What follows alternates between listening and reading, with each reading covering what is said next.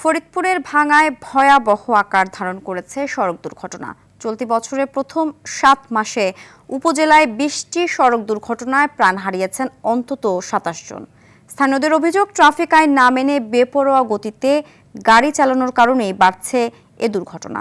আর চালকদের দাবি, তারা নিয়ম মেনেই গাড়ি চালান। ফরিদপুরের ভাঙা থেকে মসলিউদ্দিন ইমরানের পাঠানো তথ্যচিত্র আরও জানাচ্ছেন আবরার মাহি। পদ্মা সেতু চালুর পর দক্ষিণবঙ্গের 21 জেলার যানবাহনের গুরুত্বপূর্ণ রুটে পরিণত হয়েছে ফরিদপুরের ভাঙা। প্রতিদিন বিপুল সংখ্যক যানবাহন এই উপজেলার উপর দিয়ে রাজধানী ঢাকা সহ দেশের বিভিন্ন প্রান্তে চলাচল করছে।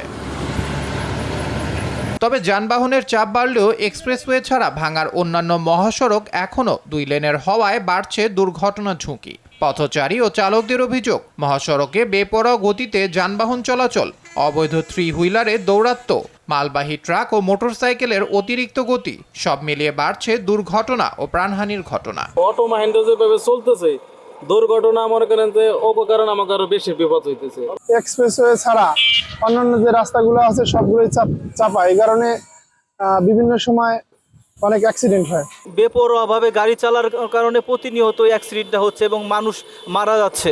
রোড ছড়ানো, কিন্তু সেতুগুলো চাপা থাকার কারণে আমাদের অ্যাক্সিডেন্টের প্রবণতা অনেক বেশি বেড়ে যাইতেছে। দুর্ঘটনা প্রতিরোধে ও সড়কে শৃঙ্খলা ফেরাতে প্রশাসন কাজ করছে বলে জানান পুলিশের এই কর্মকর্তা। জেলা পুলিশের পক্ষ থেকে এবং হাইওয়ে